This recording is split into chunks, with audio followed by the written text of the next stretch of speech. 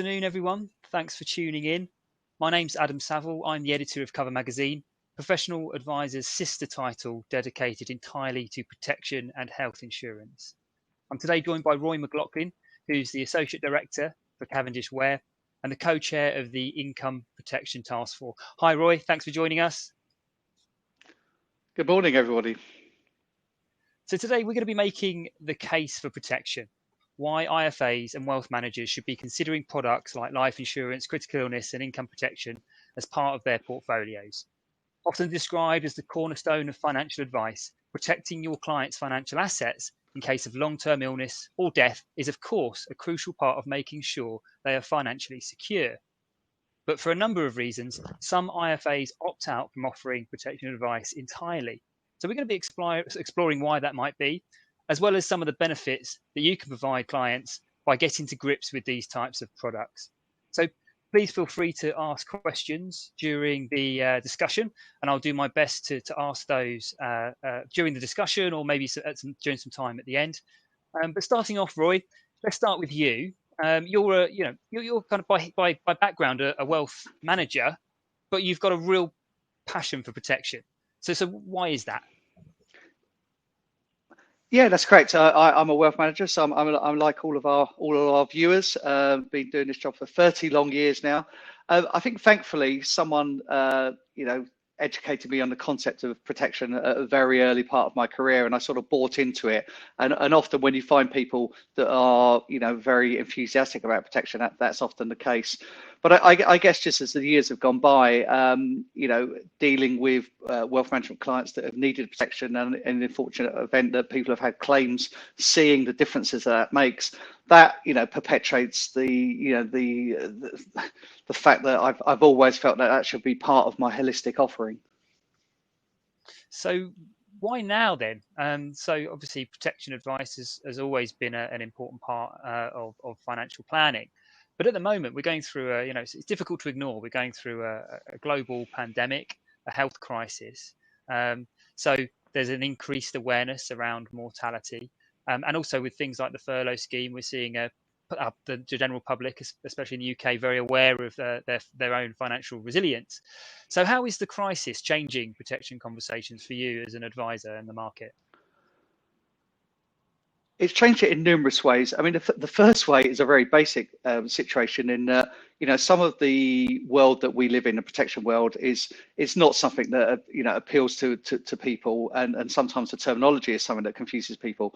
But there we have at the dispatch box Rishi Sunak talking about group income protection. Okay, there you have the Prime Minister talking about life insurance for NHS workers. So suddenly some of the terminology that we use is being used on a day-to-day basis. And many people have likened the furlough scheme, for example, to effectively a great big group income protection scheme. So actually, suddenly this is in the public consciousness, and I think people are talking about it. But obviously, what this has done is it's changed people's views on life. And let's face it, anyone that hasn't been touched by this is not being honest with you. And I think what it's done is it's made people examine their own morbidity in a way that they've never done before. And if you think about that, there's a natural segue, therefore, to be talking about what happens if something happens to me.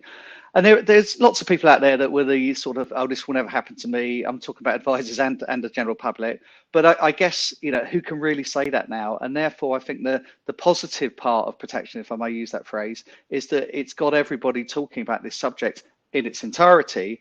And therefore, the subject of things happening to people when becoming ill has become, everyday speak. And therefore, there is a natural sort of natural signpost into the whole scheme of protection.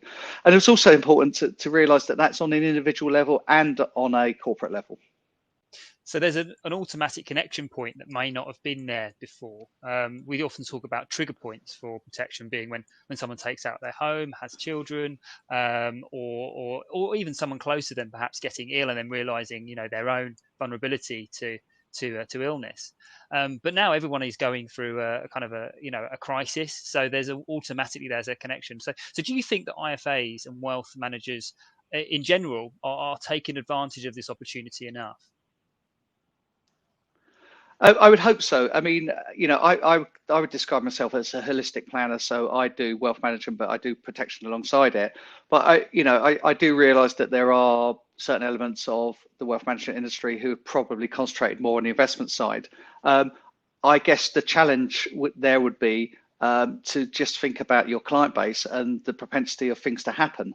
As in people to get long-term ill, people to have critical illnesses, and people unfortunately to die, and therefore, there seems to be a seismic shift in attitude here towards talking about those subjects. And I think it's very important that wealth managers, if they haven't, maybe look over to the sometimes forgotten protection side, and just think about what would be the ramifications if those happen to people.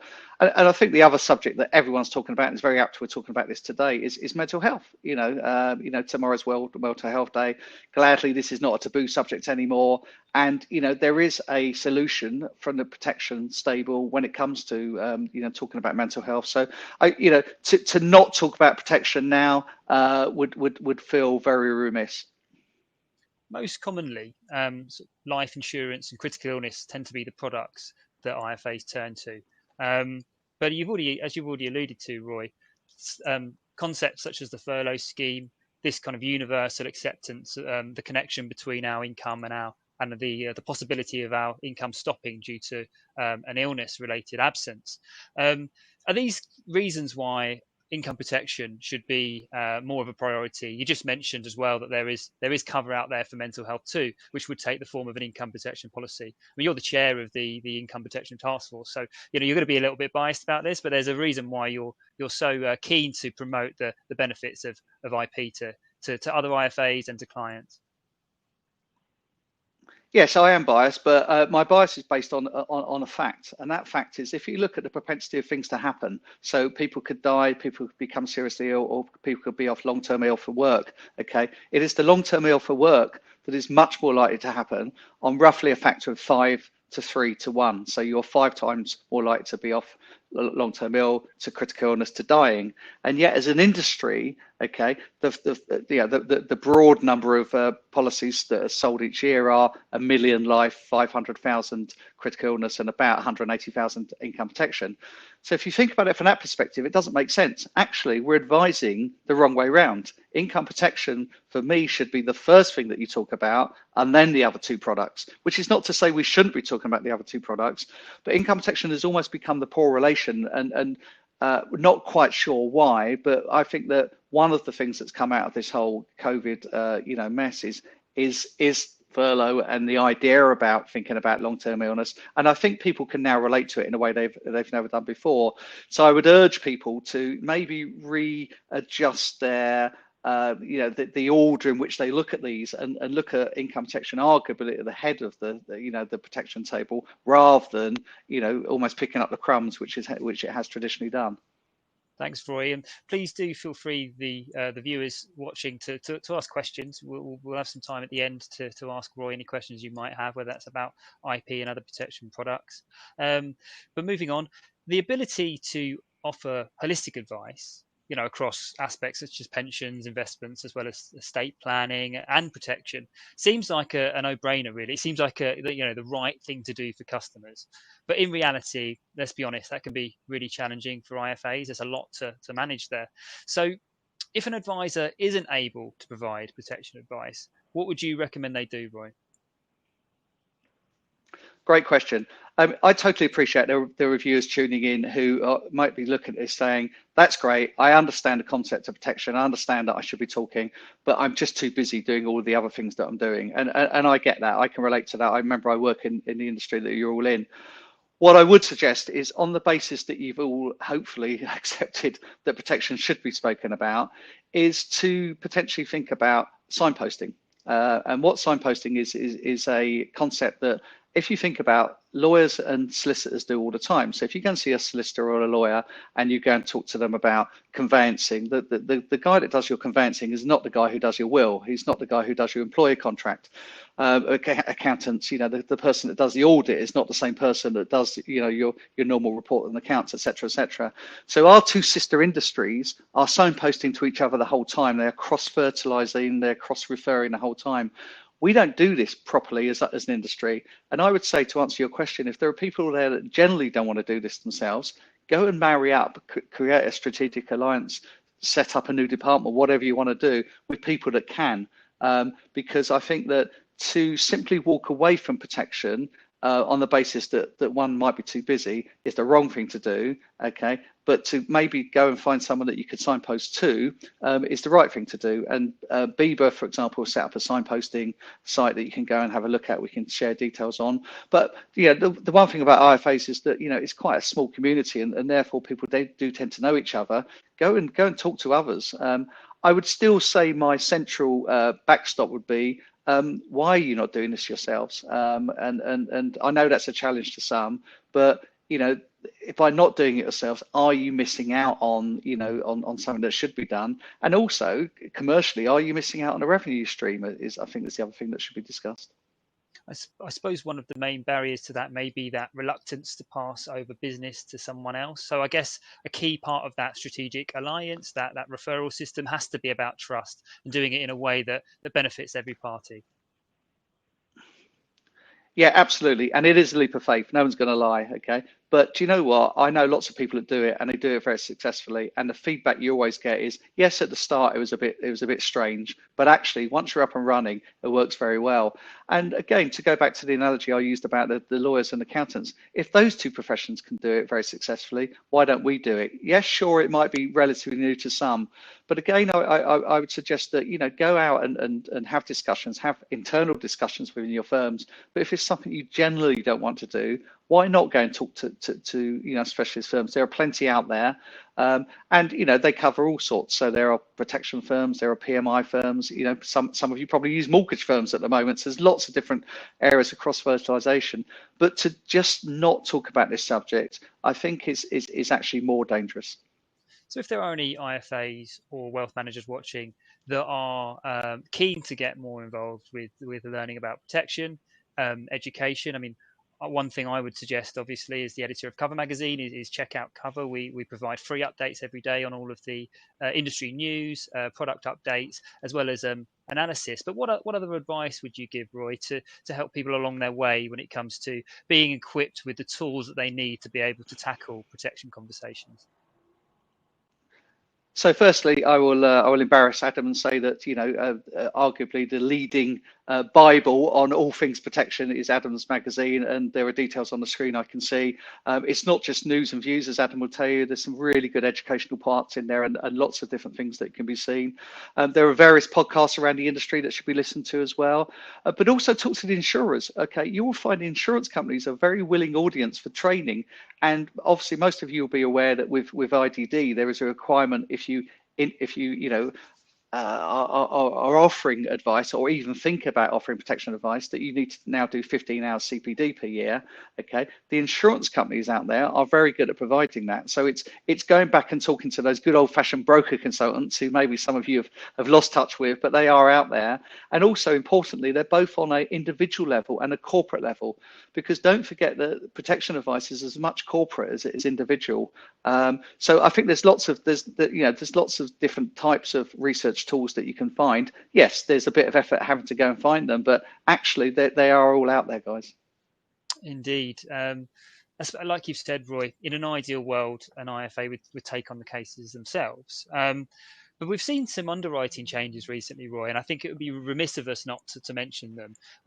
With a kind of a health crisis that we're seeing, it was understandable, and the IPTF actually admitted at the time that it was understandable that income protection providers were bringing in COVID exclusions for new cases. We've seen some underwriting restrictions brought in around perhaps some cases where they are potentially considered high risk. So, what's the issue there, Roy? Is it a big issue? Is it something that our viewers should be worried about? Or what would your advice be in kind of overcoming any challenges if, for example, they can't get cover for one of their clients? Right. Okay. So there is an issue, but we haven't got an issue anywhere near that the general insurance part have. You've all read about the problems that the general insurance has had with business interruption insurance. Okay. We haven't got anywhere near those issues. Probably the biggest problem is that most protection still needs to be underwritten in such a way that often they will ask for, doctors' notes, doctors' reports, and sometimes medicals. And clearly there are some pressures on the NHS in that some of these are not coming back in the as quick as they used to. But actually, that's not the case across the board. You're finding that some doctor surgeries, ironically, are sending these things back quicker because, of course, they're not full of people at the moment. So there is an element of there's a little bit of take your luck as the GP surgery sending stuff back. And the good news on medicals is that they've started again, and it is possible to have a medicals arranged. So if they are required, that is possible to do. And, in terms of capacity, yes, have there been some situations where larger sum assureds have been maybe more difficult to get? Yes. But I would suggest that most of our viewers, the sum assureds that they'll be looking at are easily achievable. And again, I would encourage people to go and talk to the relevant protection and insurers here about what those particular levels are. So, the broad answer is it's not perfect, but we haven't got the problems that the general insurance sector have got. And actually, it's still possible to get income protection, life insurance, and critical illness. The only caveat is to get day one income protection is probably more difficult to get. But again, I would perceive that most of our viewers will be talking about people who probably want for income protection a 13-week or a 26-week deferral period. Okay, and the market for that is still out there. And the other interesting thing here, I think, is the link to people's employers. If I had £1 for every time someone's told me that they've got income protection at work or they've got long-term sickness at work and they haven't, okay, I really would be a very rich person. And I think what's changed here is that employers' views on long-term sick pay has changed, and that relates to the subject you just asked about. And again, I would encourage people, rather than just assume that all of your clients have got sick pay at work, is to not only ask them, but maybe help them obtain that answer. Okay, because if you get that, and we know that only 8% of employers offer income protection in the UK, you'll find there's a huge marketplace there. And you also mentioned the signposting agreement as well. There are specialist advisors out there that can find cases that may not be able to be placed. And also, I think one major provider has announced that they're accepting 95% of cases. So we're talking about the vast majority of cases being placed on risk, and where there might be high sum assured, there's always opportunities, Roy, you may agree, to be able to split the cover across providers if if there are issues with limits and medical limits and all that sort of stuff. Is that correct? Yeah, I not only do I totally agree. If anyone's out there thinking, oh, it's a pain getting a protection because there were a problem with the underwriting, okay, dismiss that thought straight away. Okay, I would say quite the opposite. We haven't got the problems that you've been reading about with the general insurance sector. We haven't got the business interruption problems, and and it's a very tiny proportion of cases where people have got long-term illnesses. There are specialists out there that you can go to. So I'm not going to say everybody in the UK can be insured, but we're not far off that. And I think if you go in with that attitude, then that's a very positive attitude to go in with. And faced with a situation where there's heightened awareness of the need for life insurance, surely that would actually kind of outweigh any restrictions in place in terms of the likelihood of gaining new business. Let's chat about some of the other benefits and areas we haven't quite explored yet. So for many of the wealth managers and IFAs watching, I'm sure they're aware of the inheritance tax planning benefits of putting life insurance policies into trust. But also, there's also things emerging and the opportunity to use services such as Cashflow modeling, which would be a really good way of modeling your client's risk and looking at and making the case for protection to them using those types of offerings. So, what other benefits would you like to explore, Roy? Well, I'd like to start on Cashflow modeling. I imagine most of our viewers use Cashflow modeling. It's embedded in their advice process, and there are various fantastic tools out there. And isn't it interesting that we all talk about a thing called a black swan event? Now, I'd suggest that most of us listening here would say our black swan event is traditionally a stock market crash, okay? And you all build into your cash flow modeling a stock market crash happening, and you guys know how this works. You take it forward and often show that actually in a great scheme of things, this isn't a problem. And I suspect many of you will be doing that in the last 6 months. I'd like to sort of throw another concept here. Isn't a black swan event also something happening to people in terms of becoming long-term ill, be having a critical illness, and even dying? Okay, and what you'll find is that the vast majority of cash flow models that you use actually have the ability to give protection advice as well. Okay, some of them are a bit clunky, I get that, but there are some that are very good. But I guess my question would be, are you using cash flow models in the whole holistic part and bringing protection into it? And if not, why not? Because presumably part of the whole process should be when things go wrong. And yes, it could be a stock market crash, but as we've seen this year, and never has it been proven as much as it is now, it could be someone becoming long-term ill. So I think use cash flow models in a way that you are, but maybe just think about, going underneath the bonnet in some of them and looking at the various solutions that are provided from a protection point of view, because I think there's such an obvious segue there to use. On inheritance tax planning, yes, okay, let's be realistic. It's not appropriate at all because the word control comes in.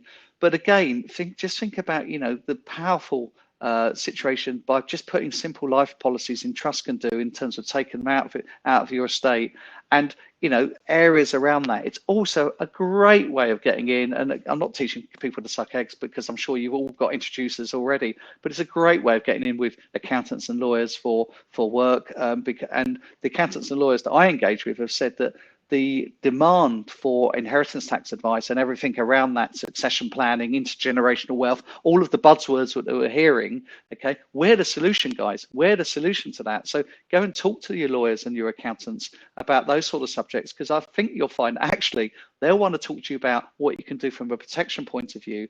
And again, it's difficult saying the word opportunity with what's happened this year, but maybe we shouldn't shy away from this and say there are opportunities that have been created.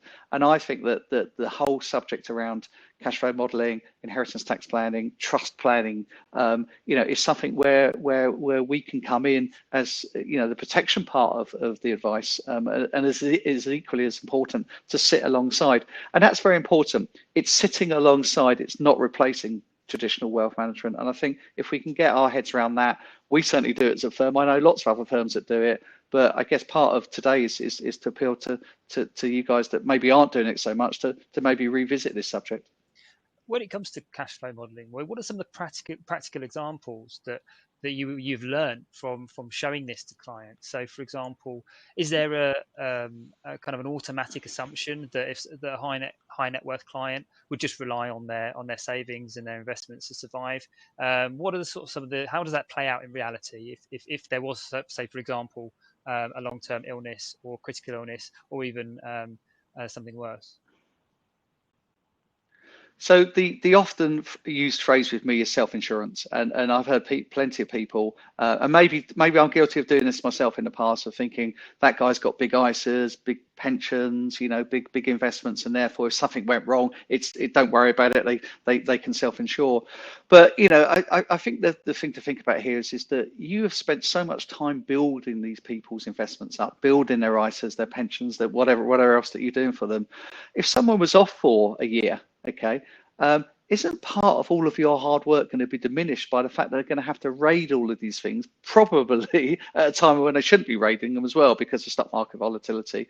Isn't a danger that someone's going to raid a pension too early, whereas the pension was for later on, raid an ISA too early? And I think the self-insurance with few exceptions rather than many exceptions is a dangerous game to go down, and can obliterate lots and lots of hard work that you've been involved in. I'd also say that is it the right thing to ignore protection as well when it comes to all of those other things that you've built up? So it's sometimes going back to maybe a preconceived idea that, yes, I've got a bunch of clients who would be fine if something went wrong, and just thinking, actually, if something did go wrong, surely having some sort of policy that would pay out would mean that we don't have to raid all of that good work that we've done. Which is exactly why they call it the cornerstone of protection advice, right? So going back to signposting, you mentioned that the BIBA signposting agreement is live, but when it comes to referral, there are some good examples out there of IFA firms sort of actually teaming up and creating a strategic partnership, aren't there? There's one good example in particular, and it's actually really improved their ability to offer protection advice and bolstered their business strategy. Absolutely.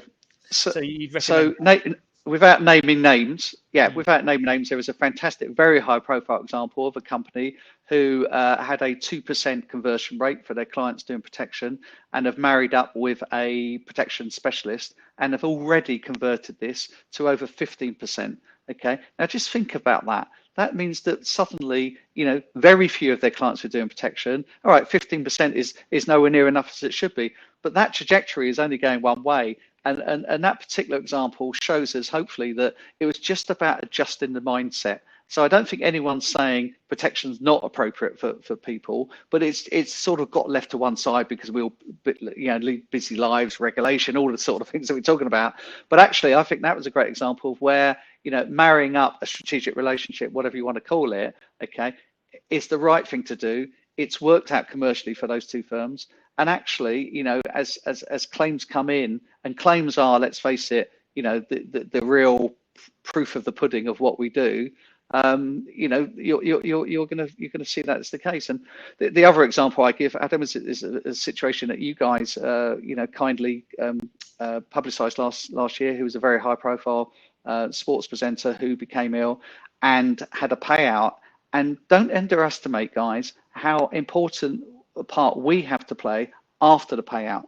Okay, so this particular example, which is on the cover website, you're welcome to go and see it, is the client saying the advice afterwards, as into what to do with his sum assured, what to do with his payout, was probably as important as the payout itself, rather than just saying, here's a payout, go off and pay your mortgage or do whatever you want. So I think the after advice is actually where the wealth manager comes back in, ironically.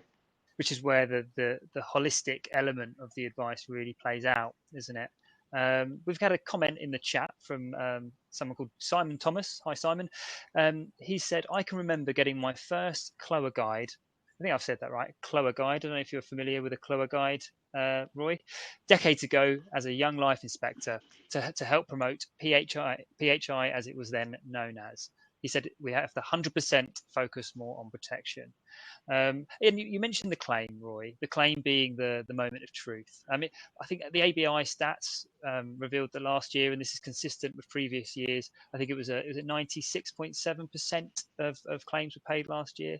I think there is a misconception out there in the eyes of clients that insurers will wriggle out of claims and they won't pay out. But that simply isn't the case, is it, Roy? Yeah, it's factually incorrect. The majority of claims for life, IP, and KIG are paid out, and interestingly, they're all in the 90%. Yes, some claims aren't paid, but actually, the majority of claims that aren't paid are due to non-disclosure. So it's a legitimate thing. It's someone that's not been honest about smoking, not been honest about health conditions, those sort of things. Maybe misinterpreted the policy they've got. So no, I would say contrary. As an industry, we pay out the vast majority, 90% of claims. And my challenge here would be, is that just a problem in the consumer head, or is it in the advisor head as well? I have sometimes going around the country, because I go around talking to lots of advisors, heard people say, well, sometimes are the claims paid out? Okay. And again, all I'd say here is please check your facts. Go to Cover Magazine, you source what Adam's just said, because I can assure you it's absolutely correct.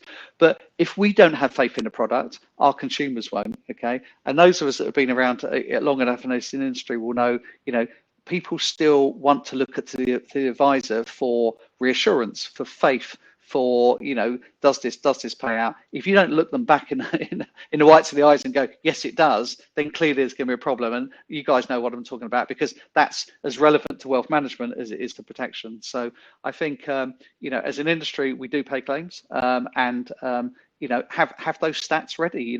Have them in. People don't have satchels anymore. I'm showing my age, but have them ready in your computer so that you can prove those things. Indeed. You mentioned disclosure being the main reason for a declined claim, and I think that's a really important point to make, Roy, is that there's a responsibility on the IFA and the advisor to make sure that they are getting the right information from the client. And that in itself was a skill, which I guess points back to the reasons why we sort of signpost to industry resources. There's always a lot of discussion, really quite interesting and engaging discussion around how standards can be improved in the advice market around offering advice for not just your sort of standard cases, but also those who may be vulnerable. And we all know the focus that the FCA have put on vulnerable customers in recent times. So we've reached the point at which I think the networking break has started. So that's an opportunity for you to get some lunch and visit our sponsors for today. I'm going to leave it there, Roy. Thanks so much for joining me. Anything to add? Any kind of final thoughts or comments you'd like to leave with our viewers before we sign off for this session? Yes, my final view would be a plea. Hopefully you've liked what you've heard for the last half hour or so, but don't just take my word for it. Please go out and maybe explore this and just have a think, over the weekend, over the next few weeks, is it an area that I should be getting into a little bit more? If I genuinely don't want to do it myself, let's go and forge a relationship with someone else. Okay. But I would implore most people to start doing it themselves, because you've got the skill set, you've got the tools probably. Yes, you're going to have to do a little bit of homework, but I would just leave you with this thought: to not protect your clients, okay, when something happens, and I'm sure it will, because statistically it will, just think about that feeling. So, which is not me telling you to do this, but I think, having a think about that concept might hopefully change your views. So it's a plea. Indeed, the right thing to do. Thanks a lot, Roy. Thanks for joining us, and thanks for tuning in, everyone. I hope you enjoy the rest of the day.